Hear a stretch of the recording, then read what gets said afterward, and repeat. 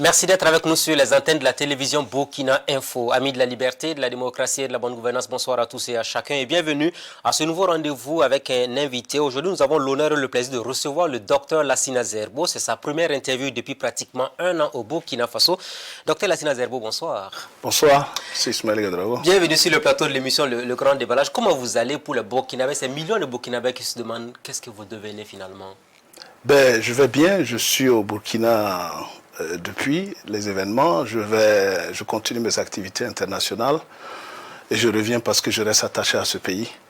J'ai décidé de ne plus m'expatrier à 100%. Je passe du temps à l'extérieur, mais je suis basé à Ouaga. Un an, jour pour jour, vous aurez dû être en train de faire le bilan de votre passage à la primature. Les choses ont été écoutées. Vous êtes l'un des rares premiers ministres les plus éphémères du Burkina Faso. Et comment vous avez vécu cette expérience-là? Une expérience brève mais très riche, Oui. 44-45 jours, mais bon, je pense que le travail était tellement intense et on avait pris ce chemin-là avec une vision claire, des objectifs bien précis, ramener la discipline, essayer d'apporter une certaine cohésion qui était nécessaire pour combattre le terrorisme et puis améliorer le vivre ensemble. Vous avez d'ailleurs vu le libellé de certains ministères avait changé dans ce cadre, le ministère de la Santé qui avait changé, la transition énergétique, la transition digitale. Il y a plusieurs ministères qui avaient changé de dénomination dans le cadre de la vision qu'on s'était donnée. Et pour vous, c'était vraiment des ambitions assez sérieuses pour le Burkina Faso? Je pense que chacun, surtout pour ceux qui ont travaillé beaucoup à l'extérieur, on a une ambition pour notre pays. Et c'est ça qui est important.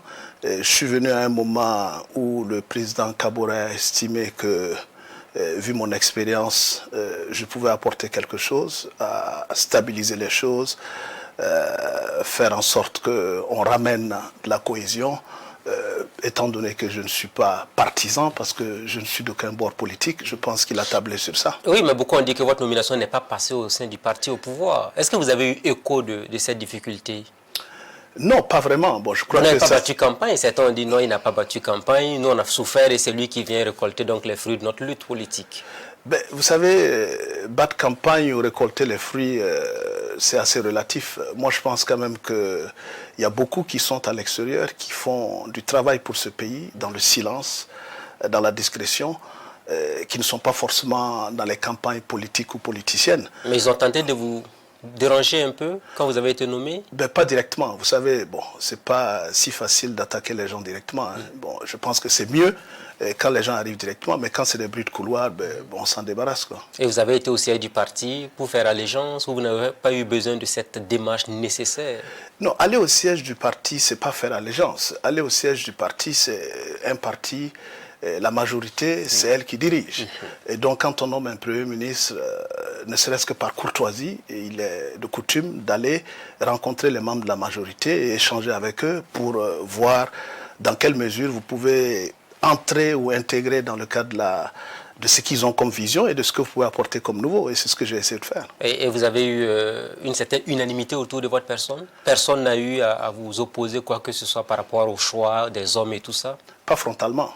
Pas frontalement? Non. Mais vous avez senti après que ce n'était pas évident? Non, pas ce que je sache. Je pense que le président Kaboré, c'était lui qui devait s'occuper du parti et moi je devais m'occuper du travail. Donc la gestion du parti n'étant pas du MPP, et je ne devais pas m'occuper de la gestion du parti. Moi je suis venu avec un mandat bien précis, une vision claire. Mais on n'avait pas, avec le président Kaboré, un deal sur 2025, comme certains ont pu le dire. Donc, il n'y avait pas eu de deal pour 2025? Non, aucun compromis pour 2025? Il est là, il est vivant, je crois qu'on peut le lui demander. Mais vous avez eu l'écho de cette information dans la population burkinabé? Vous savez, tout se dit aujourd'hui avec les réseaux sociaux, mais moi, le président Kaboré et moi, on n'a jamais eu de deal pour 2025. On avait un deal pour bien finir son deuxième mandat et faire en sorte qu'on ramène la stabilité, la cohésion dans ce pays. Et moi, c'est ça qui était le challenge et c'est ça qui m'a attiré. Et c'était quoi la lettre de mission qui vous a été donnée par le président Kaboré? La lettre de mission, on était dans une situation quand même assez difficile. Oui. Une situation assez partisane. Les gens travaillaient de façon cloisonnée. Il y avait des problèmes de discipline. Bon, un secteur informel qui se développe, qui participe à l'économie, mais qui créait quand même des conditions assez difficiles pour la gestion même des villes et même des campagnes. Et donc, il fallait amener un peu d'expérience dans ce domaine, comment gérer ces questions-là, comment amener la cohésion, la discipline, d'abord au sein du gouvernement, parce que bon, ça commence par là. Et bon, je crois qu'avec mon expérience, il a pensé que j'étais en ce moment précis la personne qui pouvait apporter ça. Et en quittant l'autisme pour la primature au Burkina Faso, est-ce que vous vous attendiez à une telle fin en tant que Premier ministre? Mais on ne s'attend jamais à une fin. C'est comme je disais. Dans un pays aussi troublé que le nôtre, avec les manifestations avant votre arrivée, vous avez senti que le régime tanguait tout de même. Mais voyez-vous, oui. C'est ça qui est intéressant. Oui. Si je m'étais dit, le régime tangue, je refuse, vous m'aurez interviewé en me disant, voilà, vous êtes si égoïste, vous êtes à l'extérieur, on vous sollicite pour venir aider le pays, vous ne venez pas, vous êtes dans votre coin, vous raflez toutes les reconnaissances à l'extérieur. J'accepte de venir, on me dit pourquoi je suis venu pendant que la situation est difficile. Mais justement, c'est parce que la situation est difficile qu'il faut accepter de mouiller le maillot et voir ce qu'on peut apporter. Et moi, c'est ça qui m'a attiré dans le challenge que le président Kaboré me proposait. Alors, vous avez été surpris par les événements du 24 janvier?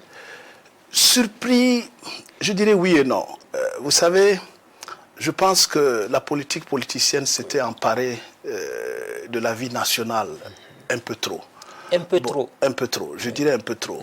Et quand on a un manque de, je dirais, maturité dans la gestion de la chose publique, des questions d'ego des individus, des gens parfois pressés, et justement, comme je dis, c'est parce que pour ça, dans le langage que j'amène, je parle de pont intergénérationnel.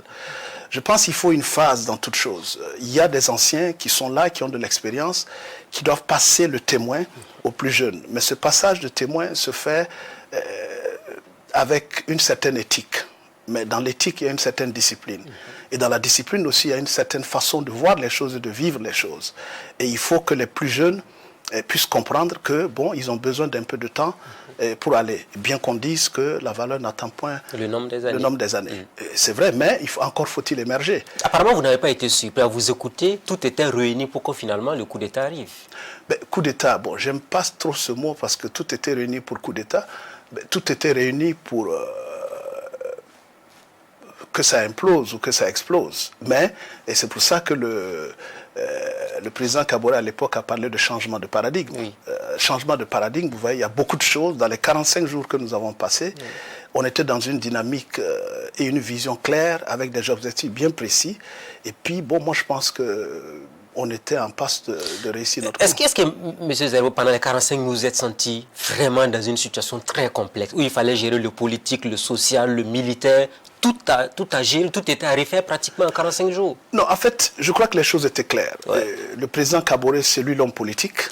Ouais. Moi, je suis devenu un homme public. Et lui technicien pour venir l'accompagner. Pour venir l'accompagner. Oui. Donc, lui devait s'occuper du parti, de la gestion de la chose politique. Et moi, je devais m'occuper d'implémenter la vision qu'on s'était donnée et le mandat que j'avais de faire en sorte qu'on amène une certaine cohésion, parce que c'est ça, en fait. On a perdu ce que le Burkindi même a été notre caractéristique. Et quand les événements ont commencé, vous étiez où?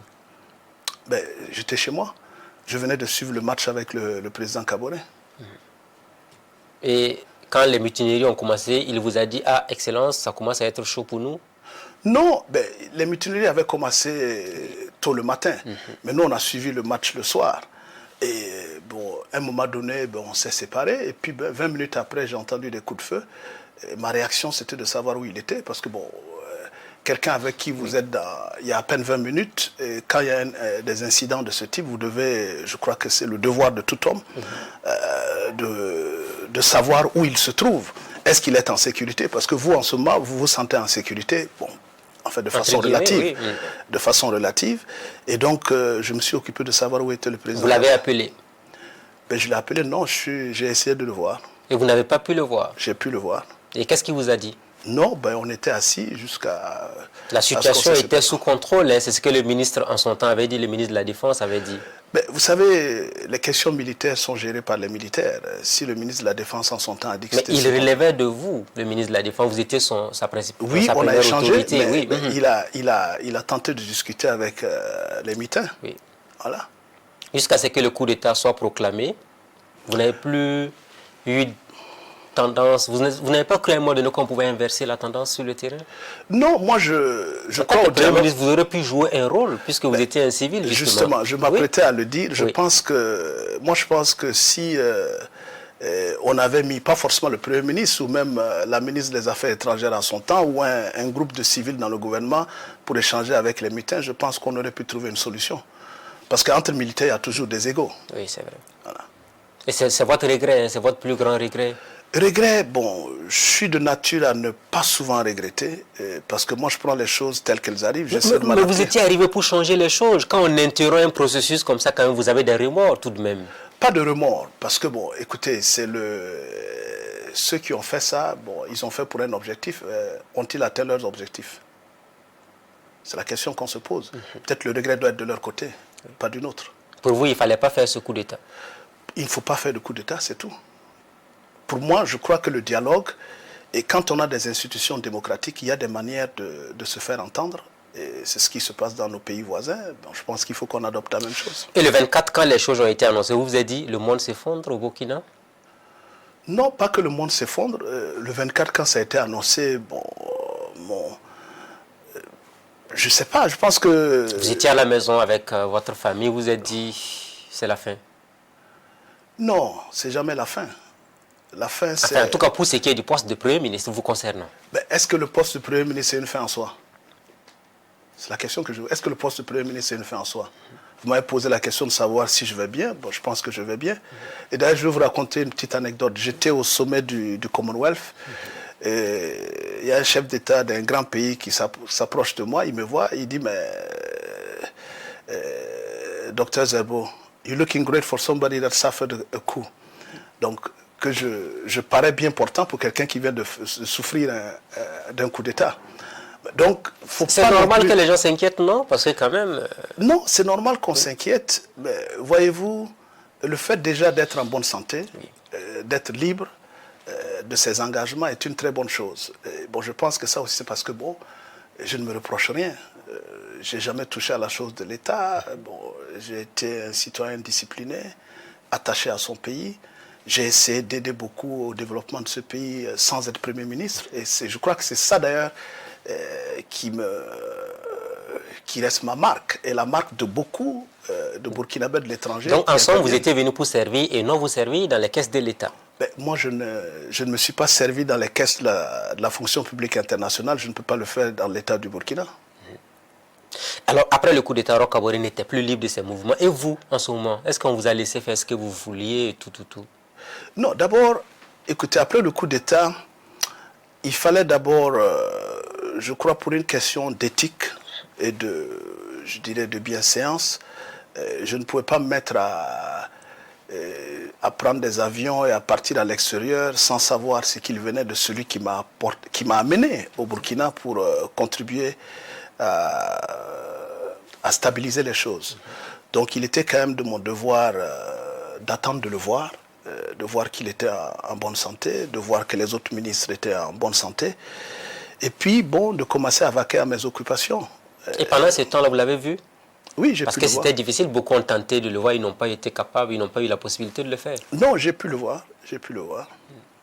Avant son apparition publique amaigrie au niveau de Kossiam, vous l'aviez vu avant? Oui, avant son apparition publique, moi j'avais pu le voir. Et quelles étaient les confidences qu'il vous faisait? Est-ce qu'il avait vraiment des remords par rapport à la tournure des événements? Non, vous savez, confidence, le président Kaboré, vous le connaissez, c'est pas quelqu'un qui est dans des soudoiries de... Enfin, il ne soudoie pas pour entrer dans des confidences qu'il ne dirait pas en public. Bon, peut-être en tant qu'homme politique, moi-même, je n'en sais rien.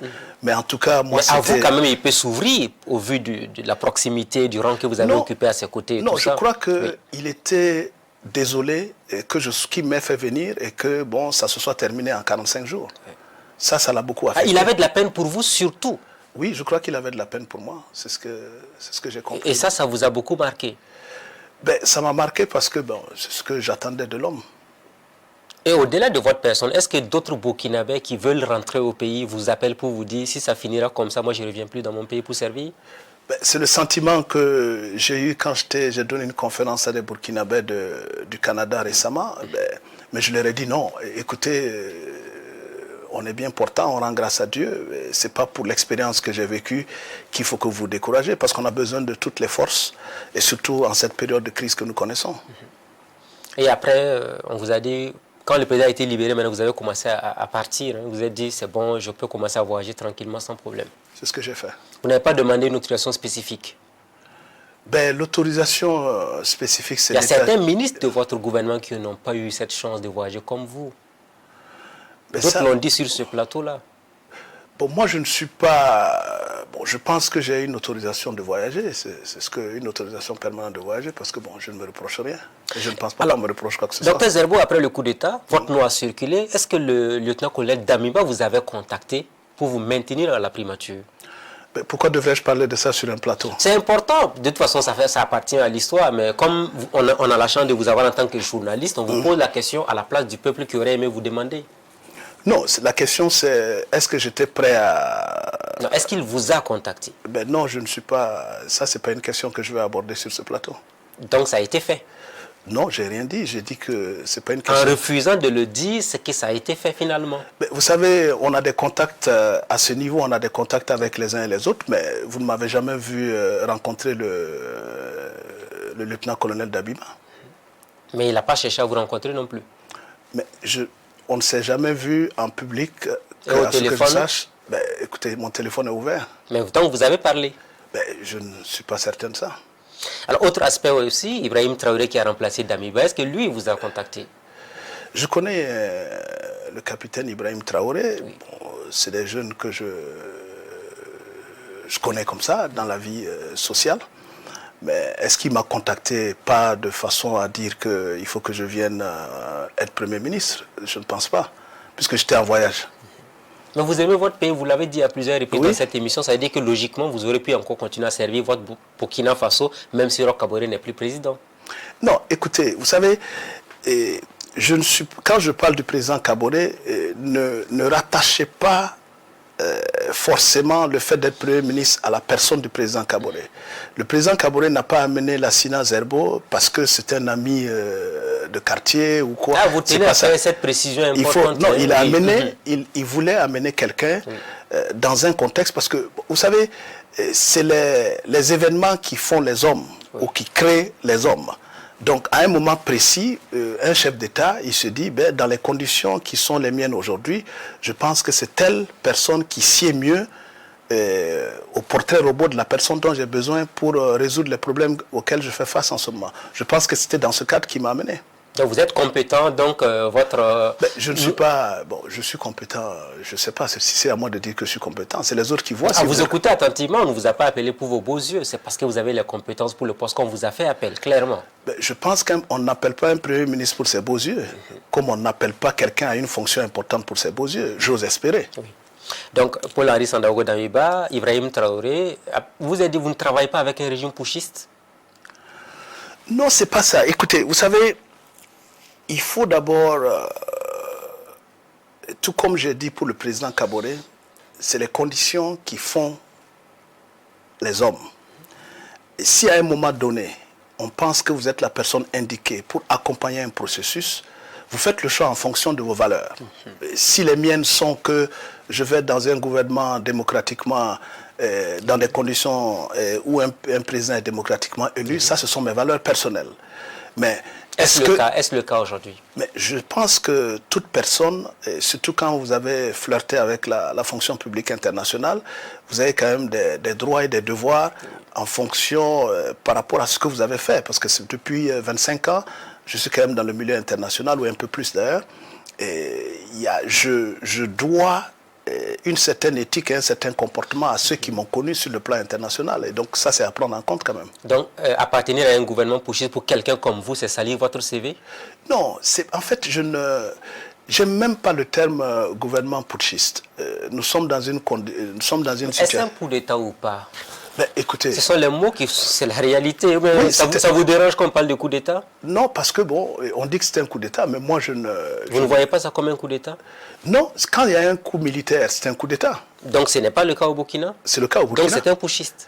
Non, mais écoutez, il y a le terme qualificatif. Parlant, vous essayez de jouer sur les mots. Nous, on veut qu'on ait droit au but. Allez-y. Je suis diplomate d'ailleurs.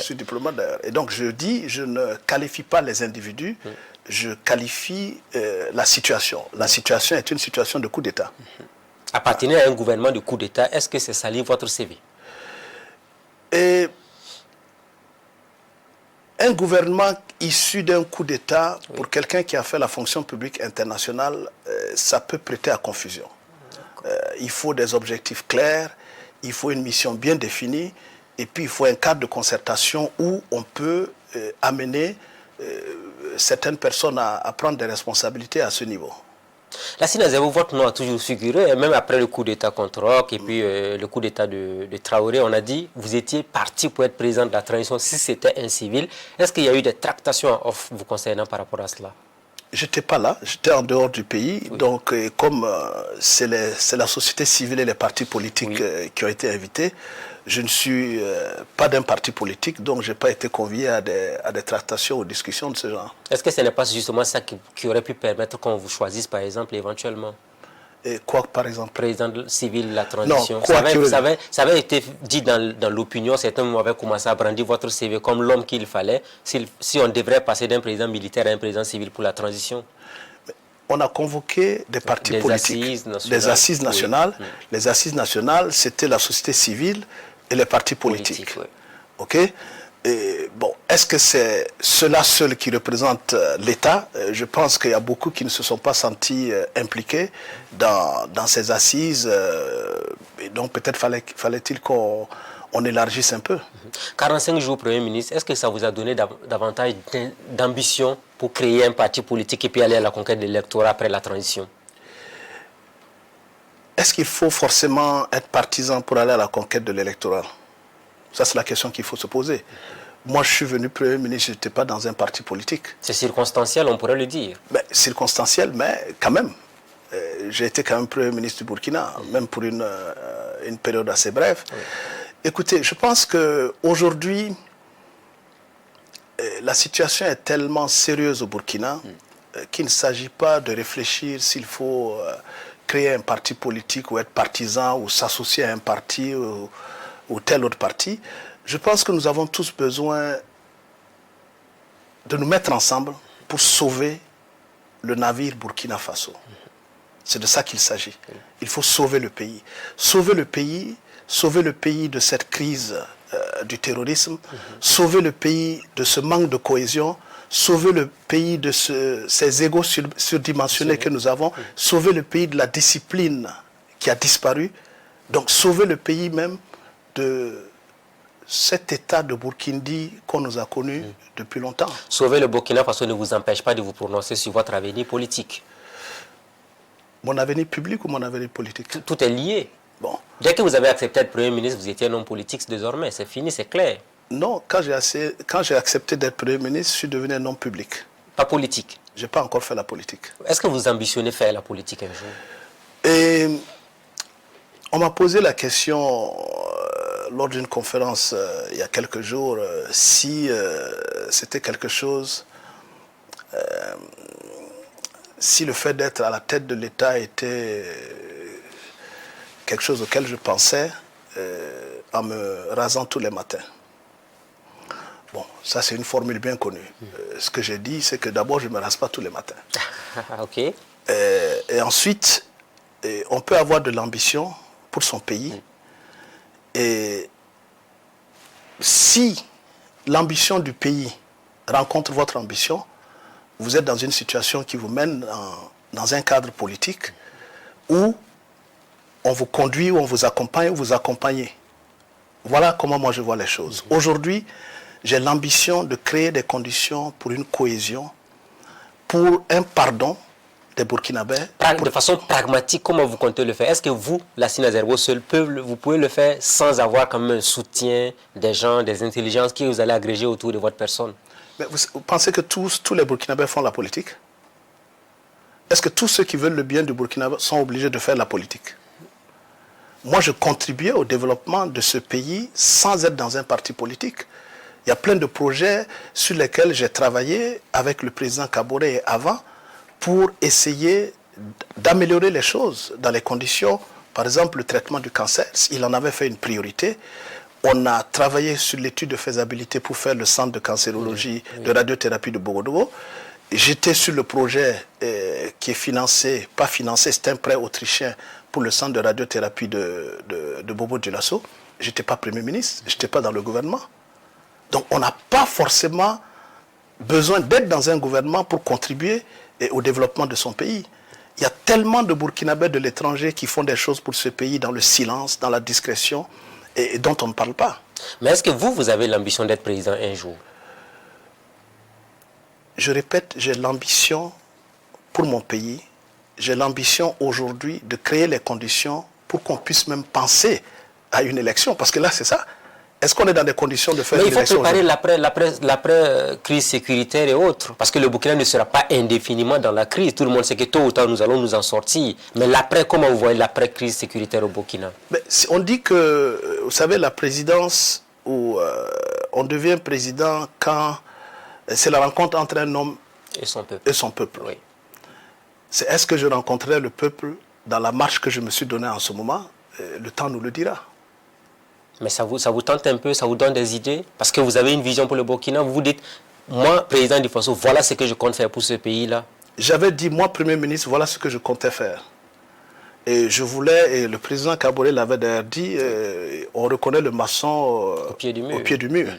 Donc j'étais au pied du mur quand on a commencé à construire et puis et voilà. Vous esquivez avec beaucoup de subtilité la question de la candidature à la présidentielle. Et si éventuellement un groupe de partis venait vous solliciter pour être leur candidat, est-ce que vous allez accepter? Mais si j'ai dit que c'est la rencontre d'un individu et de son peuple, si le groupe de partis politiques représente le peuple, est représentatif du peuple, et que les conditions sont celles que je pense qui peuvent nous permettre de travailler, pourquoi pas? Un an après votre départ de la primature, enfin, un an après le coup d'État presque, est-ce que quand vous voyez la situation du Burkina Faso actuellement, ça vous choque?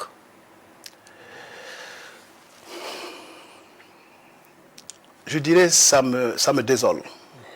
Ça me désole parce que quand je pense à la période estudiantine que nous on a connue, et quand je vois comment on était respecté à l'extérieur, et quand je vois comment les Burkinabés ont toujours été connus comme des hommes intègres, travailleurs et brillants, parce qu'il faut le dire. Et il y en a, les Burkinabés sont brillants, ils sont à l'extérieur. Mais on ne crée pas les conditions pour qu'ils puissent venir s'exprimer ou exprimer leur potentiel dans le pays. Donc c'est ça qui me désole, parce que les gens sont découragés, la jeunesse est un peu perdue, ils ne voient rien à l'horizon. J'étais à l'université il y a quelques jours. On a une population très jeune, comme je dis, à plus de 70%. Et ça devrait susciter de l'espoir, mais on est dans un pessimisme sans précédent. Donc il faut travailler à régler cette question. La dégradation de la situation sécuritaire, ça vous préoccupe au quotidien? Mais naturellement. Écoutez, je suis de la province de Sourou. Il y a quelques jours, il y a eu des attaques. Hier, j'étais en contact avec des cousins pour savoir comment la situation évoluait. Et ce n'est pas si simple que ça. Et ça me préoccupe. Il faut essayer d'accompagner les déplacés. Parce qu'on crée une situation à Tougan, une ville qui était prévue pour un certain nombre d'habitants, qui triple quadruple même sa population en un rien de temps, c'est pas facile à gérer. Et vous êtes permanemment sollicité pour aider les déplacés internes? Les gens vous appellent au quotidien? Mais comme tout le Burkinabé. J'imagine tout Burkinabé aujourd'hui en ville est sollicité pour aider... On parle de Lassine Azerbo, il renvoie à tous les Burkinabés. Non, mais naturellement, pour vous dire, si vous parlez des déplacés, quand même il y a des actions que nous avons entreprises en ce moment pour essayer d'accompagner les déplacés. Et je ne l'ai pas fait seulement dans le Sourou. Je suis sur un projet d'ailleurs, un jeune hectare, et que nous avons commencé à Kaya. Kaya parce que c'est la première zone de déplacés que j'ai visitée.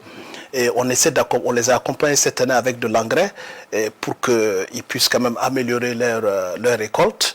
Et donc on est en train de pousser vers créer des conditions, un jeune hectare, où on va donner ceux qui ont un hectare, leur permettre de planter par exemple des anacardiers avec de l'engrais bio, et puis traiter le sol de façon à ce que sous les anacardiers, ils puissent faire ou du sésame, ou d'autres, enfin ça peut être des fraises dépendant des conditions, et puis faire un cycle où on aura une forme de microcrédit qui vont les permettre d'être autonomes et indépendants. Et puis bon, vous parlez d'aider les déplacés. Je pense que chaque Burkinabé, inclus la personne que je suis, a pu faire un forage par-ci ou par-là pour permettre aux populations de s'approvisionner en eau potable. Alors, 3 présidents en un au Burkina Faso, est-ce que le Burkina est ingouvernable finalement? Non, le Burkina n'est pas ingouvernable. Le Burkina est devenu, je dirais, indiscipliné. Indiscipliné. C'est où se trouve l'indiscipline au Burkina Faso? C'est le fait que tout se passe dans la rue. Ouais. Ah, ça vous désole de voir ces manifestations de rue à n'en pas finir? Non, c'est pas que... Bon, si on dit que ça désole de voir des manifestations dans la rue, c'est comme si on était contre la liberté. Les gens ont le droit de manifester, je pense, mais je pense qu'il y a de la manipulation qu'il faut essayer de gérer. Parce que bon, si ceux qui manifestent savent pourquoi ils manifestent, je pense que c'est une bonne chose. Et c'est d'ailleurs de ça qu'on a besoin. Mais il y a des manifestants, quand on leur pose la question, ils se demandent, ils ne savent même pas pourquoi ils sont dans la rue. Et ça pose problème. Vous êtes diplomate. Il y a beaucoup de questions aujourd'hui sur les partenariats, France, Russie, entre autres. Vous êtes à quel niveau?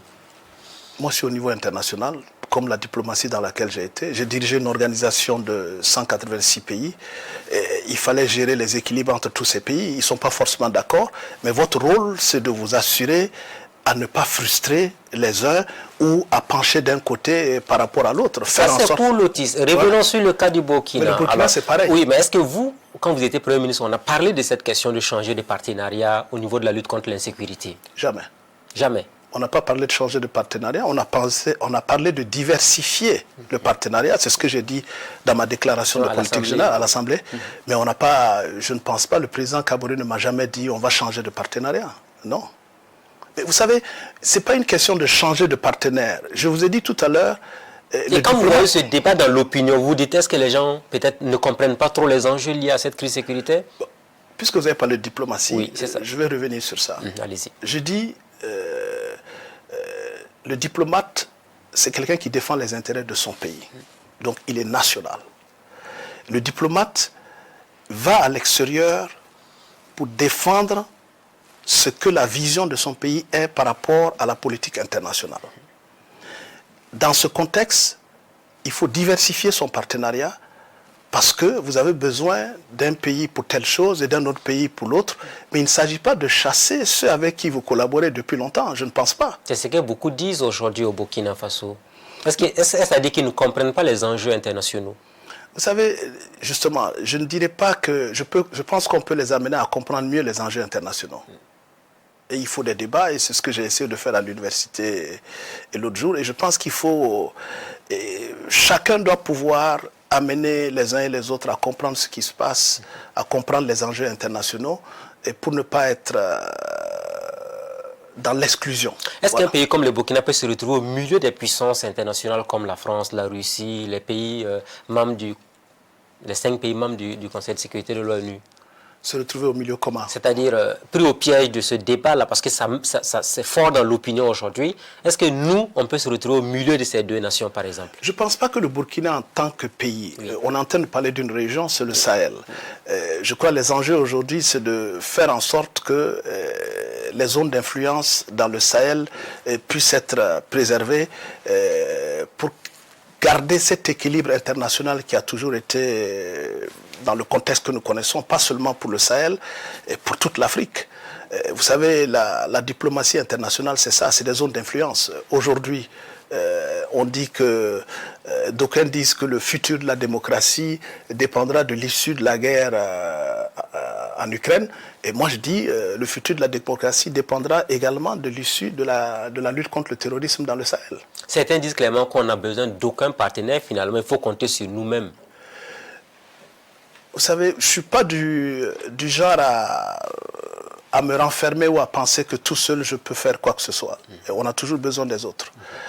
Je pense que la CEDEAO, la discussion d'Accra tout à l'heure où ils ont décidé de créer une force est déjà un grand pas. Et je pense que c'est... Vous y croyez, cette force de lutte contre le terrorisme et des coups d'État?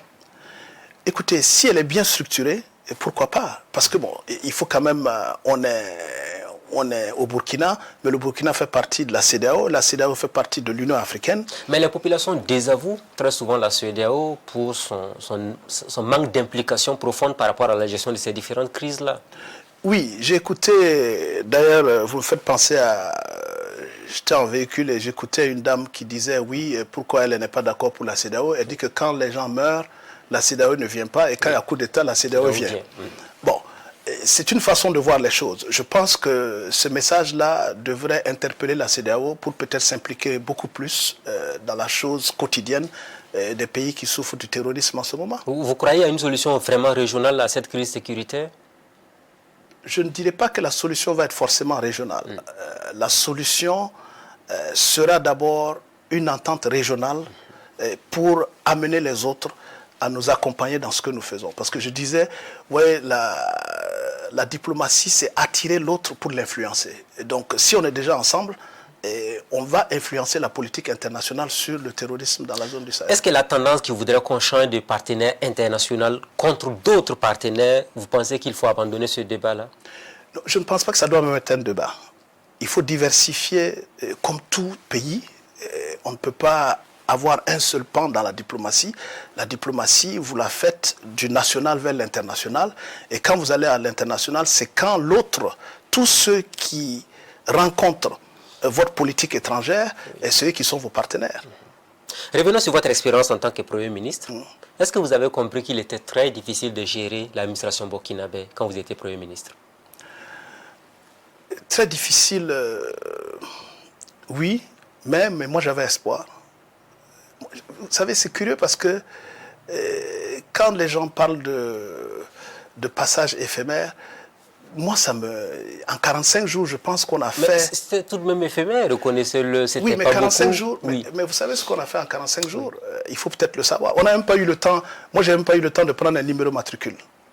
On était focalisé sur le travail. Et vous étiez payé comment finalement? Je n'ai pas été payé. Vous n'avez pas été payé? Non. Pendant les 45 jours? Non. Après, est-ce qu'il y a eu un rappel?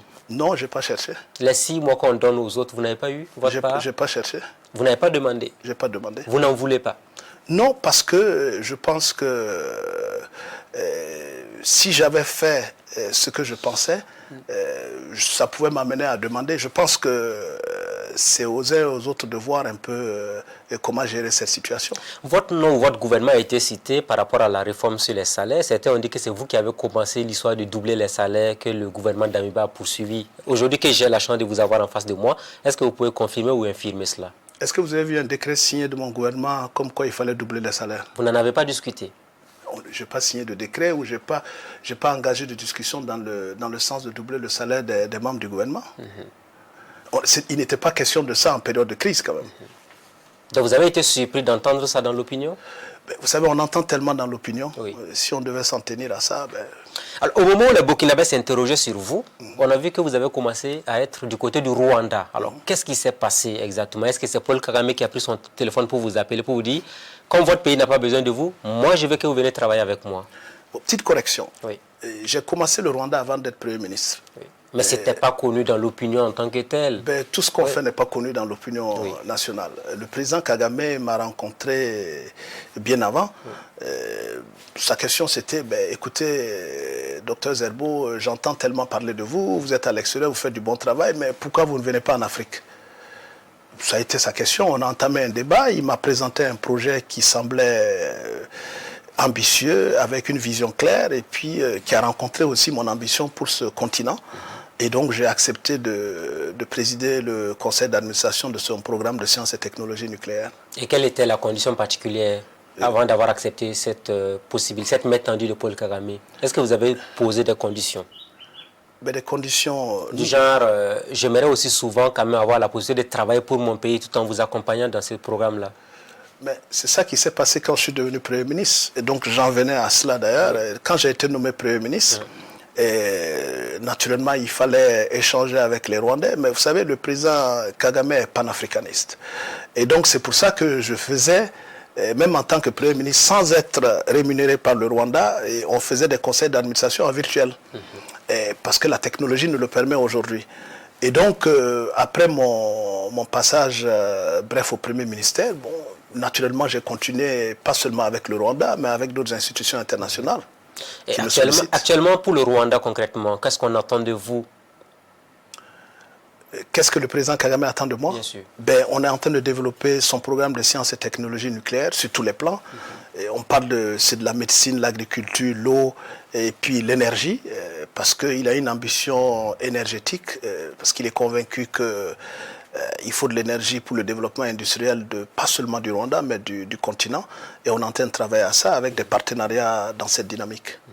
Paul Kagame, qui est vu comme un infréquentable aujourd'hui, on parle de manque de démocratie au Rwanda, agression de la République démocratique du Congo, toutes les images qu'on donne de l'homme, quand vous le fréquentez, qu'est-ce que vous voyez, contrairement à ce qui est dit dans l'opinion? Voyez-vous, c'est une question qui m'est souvent posée. Mais moi, d'abord, ce que je regarde, c'est est-ce que le Rwanda est un pays qui fonctionne? Ceux même qui disent que le président est infréquentable, c'est eux qui sont les premiers à faire des partenariats pour investir au Rwanda. Donc, c'est parce que les conditions d'investir au Rwanda sont là. Il y a de la discipline, il y a du courage, il y a des hommes qui sont prêts à travailler, une jeunesse qui est vraiment ambitieuse. Est-ce qu'il y a la liberté au Rwanda comme au Burkina, la liberté d'opinion et d'expression? Vous savez, je ne suis pas resté physiquement longtemps pour évaluer le Rwanda en termes de liberté d'expression par rapport au Burkina. Mais moi, je dirais simplement ceci. Vous savez, quand on est occupé à travailler, on n'a pas le temps de dire beaucoup de choses. C'est peut-être ça qui fait que, bon, on n'entend pas beaucoup parler. Donc la question de la démocratie au Rwanda vous dit peu de choses? Moi, pour le moment, c'est un président qui a été élu avec un gouvernement démocratique, démocratiquement élu, et moi je travaille avec ce gouvernement. Le passé, il faut quand même voir que c'est des gens qui viennent de loin. Le génocide de 1994. Ah oui, qui viennent de loin. Et c'est d'ailleurs ce que je disais hier quand je souhaitais bonne fête nationale au Burkinabé. Je disais, mon espoir c'est que nous arrivions à renaître de nos cendres comme le phénix, parce que le phénix justement c'est exactement ça. C'est laisser le passé et puis renaître pour créer des zones d'espoir. C'est ce qu'on a besoin de faire. Et à partir de Rwanda, comment vous comptez toucher toute l'Afrique finalement avec ce genre de programme? Parce qu'on pense que l'Afrique est sous-développée, mais sur ce genre de programme, on peut faire mieux. Si le Rwanda peut être un projet pilote pour beaucoup d'autres pays en Afrique, c'est mon souhait. Et c'est le souhait que j'ai voulu exprimer et dont j'ai parlé d'ailleurs dans ma déclaration de politique générale. Mais vous savez, quand j'ai parlé de nucléaire dans la déclaration de politique générale, vous vous rappelez que j'ai vu des gens sur les plateaux dire « Ah oui, non, ils pensent qu'il faut 60 ans pour faire de l'énergie ». Mais je pense que vous, journalistes, je suis content parce que vous, je vous ai vu vous intéresser au journalisme scientifique un peu, parce que vous m'avez souvent interviewé sur certaines questions. Il faut que les gens arrivent à s'éduquer sur certaines questions, à comprendre les questions avant d'être sur des plateaux et parler des sujets qu'ils ne maîtrisent pas forcément. Bon, quand on vous dit qu'il faut 60 ans pour faire de l'énergie nucléaire au Burkina, ça veut dire qu'on n'a pas suivi l'évolution de la technologie aujourd'hui. Et même, je ne dirais pas, ce n'est pas aujourd'hui. Vous vous rappelez, à l'époque, il y a une trentaine d'années, on disait qu'on voulait monter des petites centrales nucléaires sur des fusées pour amener dans l'espace. Mais si ça se faisait à l'époque, c'est parce que la technologie existait. Et les sous-marins nucléaires sont à propulsion nucléaire. Donc, ils sont autonomes. Donc, si on arrive à faire des petites centrales qu'on peut intégrer à la grille électrique que nous avons, et pourquoi pas. Il ne s'agit pas des grosses centrales du type EPR qu'on a, où il faut 12 000 personnes pour les faire fonctionner. Il y en a qui ont vite fait de dire que c'est un projet utopique pour l'Afrique. Mais justement, ce qui paraissait utopique il y a 20 ans ne l'est plus aujourd'hui. C'est ma réponse à ces gens-là. Oui. Et même à l'Assemblée, vous avez senti que ce n'était pas évident. Quand vous avez dit cela, les députés ont éclaté de rire. On a dit peut-être c'est un aventurier qui ne connaît pas réellement le Burkina ou qui rêve trop pour le Burkina Faso. J'invite les gens à lire, à aller sur la littérature, sur les petits réacteurs modulaires. Ils verront que la technologie a évolué. Aujourd'hui, le président Biden a voté 1,5 milliard de dollars pour justement permettre aux start-up d'aller vers ces petites centrales nucléaires. De même a fait le président Macron, mais aujourd'hui, c'est la Chine et la Russie qui sont un peu en avance sur ces centrales modulaires. Qu'est-ce qui manque à l'Afrique pour faire des choses de cette nature-là? Vous qui êtes africain, qui voyez comment nous souffrons sur la question de l'énergie aujourd'hui. voyez, je pense que on a souvent parlé d'action plutôt que de communication. Mais moi, je pense que la communication doit prendre un peu plus le dessus, mais la vraie communication. J'ai été très surpris samedi, après la conférence, il y a une jeune dame qui est venue me voir. Elle me dit, tonton, j'ai dit oui. Donc elle me dit qui est son père. Donc j'ai dit ma fille. Et je me rends compte qu'elle a fait des études dans les combustibles, elle connaît l'énergie. Mais c'est des gens qui ne sont pas connus, à qui on ne donne pas la possibilité de s'exprimer ou d'exprimer leur potentiel. Moi je pense qu'il faut que nous dépassions nos égos et permettre à ces jeunes talents, et Dieu seul sait combien il y en a au Burkina. Dépasser les égos, est-ce qu'il ne vous appartient pas, vous, aujourd'hui, de créer des centres d'excellence pour ces jeunes au Burkina? Ben, c'est ce qu'on essaie de faire. Et d'ailleurs, oui, il le faut, parce que si vous ne le faites pas, comment vous voulez que ces jeunes-là émergent? Ben, c'est pour ça que je me suis engagé à créer une fondation sécurité, sciences, innovation et diplomatie pour permettre à des jeunes de venir s'exprimer et exprimer leur talent. Est-ce que nous sommes moins ambitieux sur le nucléaire en Afrique? Je ne dirais pas qu'on est moins ambitieux. Je dirais qu'on connaît moins la question, on s'est attaché moins à la question. Pourtant, et je le répète, je l'avais déjà dit, et le président Kwame Nkrumah, c'est en 1958 qu'il a créé le Ghana Atomic Energy Commission. Mais quand je dis ça, on me dit, ben voilà, c'est depuis 1958, mais le Ghana n'a pas de centrale nucléaire. Mais le Ghana a un réacteur nucléaire. Ils ont un réacteur de recherche nucléaire qui leur permet de conserver les fruits, les aliments et tout. Et c'est d'ailleurs pour ça que, je l'ai encore répété l'autre jour, les oignons du BAM, du sourou et les tomates, les papayes solo, vous voyez beaucoup de camions ghanéens qui viennent les récupérer. Mais ils ne vont pas les consommer tout de suite. Ils vont les conserver. Et puis quand nous on en manque, ils viennent nous revendre ça 2-3 fois plus cher. Donc si on avait un réacteur de recherche, ben, la question s'est déjà résolue. Donc la science et la technologie nucléaire, ce n'est pas tout de suite aller vers l'énergie nucléaire en 2 ans. On peut déjà commencer un projet de réacteur nucléaire pour déjà la conservation des aliments. Ailleurs, les gens sont en train de sortir du nucléaire. Vous savez, le nucléaire a été une question, je dirais, entre tabou et méconnu. Okay. Et tout est parti d'abord de l'idée qu'on se fait du nucléaire. Parce que quand vous dites nucléaire, les gens pensent à la bombe. Et quand vous dites nucléaire, les gens pensent aussi à l'accident. Et à Hiroshima et tout ce qui s'est passé aussi. Voilà, Hiroshima, Nagasaki, et puis après Fukushima, Tchernobyl. Et il faut séparer le nucléaire civil du nucléaire militaire. Okay. Vous comprenez?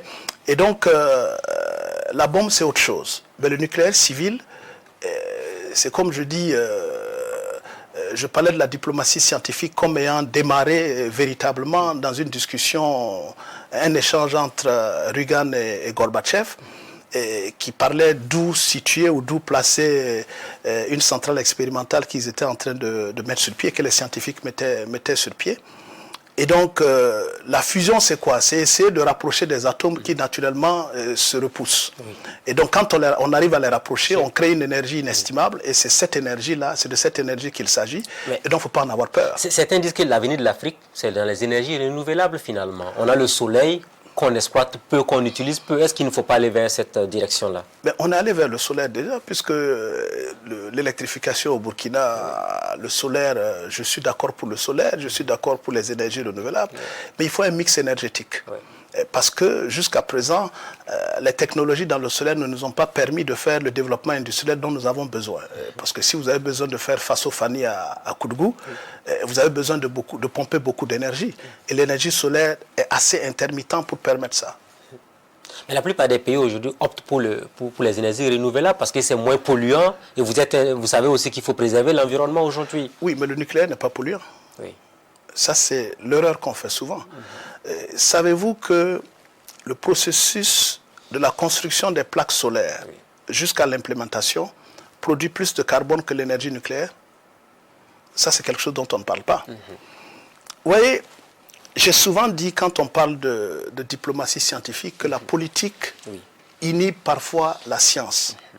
Si à un moment donné, la science c'était d'aller vers le nucléaire, vers les petites centrales, et qu'un président arrive ou un parti arrive, parce qu'ils n'ont pas la connaissance totale des enjeux par rapport à l'environnement et qui décident, parce qu'ils portent la voix, ils décident qu'ils ne veulent pas entendre parler du nucléaire, donc ils ne vont pas aller vers une politique nucléaire, donc ils vont inhiber les chercheurs qui sont en train de travailler dans ce domaine. Donc vous pensez que c'est la politique qui est en train de détruire le débat sur la question en Afrique? Je pense. Pas forcément la politique, mais aussi la méconnaissance de la science elle-même. Vous avez vu la Coupe du Monde au Qatar, où des stades climatisés sont aujourd'hui disponibles. On parle des énergies renouvelables, le soleil qui fait tout ça. Beaucoup ont trouvé cela polluant malgré tout par rapport donc à l'évolution du monde. Est-ce que vous avez suivi ce débat-là aussi, qui pourrait éventuellement être porté même sur le continent africain, avec les énergies renouvelables qui sont aujourd'hui annoncées à tous les niveaux sans exception? Bon, j'ai suivi ce débat, tout comme j'ai suivi le président Ouattara et le président Sall du Sénégal aussi, qui ont parlé de cette question de carbone-là. Ils ont dit qu'ils ne veulent pas qu'on leur fasse la leçon parce que l'Afrique ne contribue que de 4% et voire moins au carbone actuellement à la pollution. Vous étiez à Sharm el-Sheikh pour le sommet? Non, je n'étais pas à Sharm el-Sheikh, j'étais à un autre sommet. Donc, mais j'ai suivi les débats. Et donc, ils le disent pourquoi? Parce que pendant longtemps, ceux qui font la leçon aujourd'hui ont quand même utilisé ces énergies thermiques-là, et donc ceux qui ont été les plus grands pollueurs.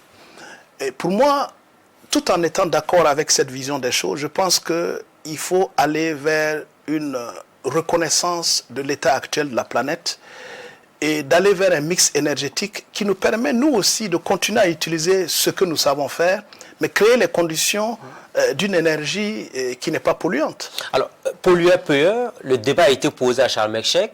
Finalement, on est sorti pratiquement sur un constat d'échec, pas beaucoup d'engagement. Est-ce que l'Afrique doit abandonner ce débat-là aujourd'hui et puis avancer? J'ai été à la semaine de l'énergie à Cape Town. Justement, on m'avait fait venir pour amener cette notion d'énergie nucléaire. Ça a été le même débat et ce débat était préparatoire à Sharm el-Sheikh. Et les gens sont venus de façon, je dirais, virulente pour dire qu'ils ne voulaient pas de leçons de qui que ce soit et que l'Afrique va continuer sur le thermique. Et pour moi, ce n'est pas une question, ce n'est pas un choix, ce n'est pas l'un ou l'autre.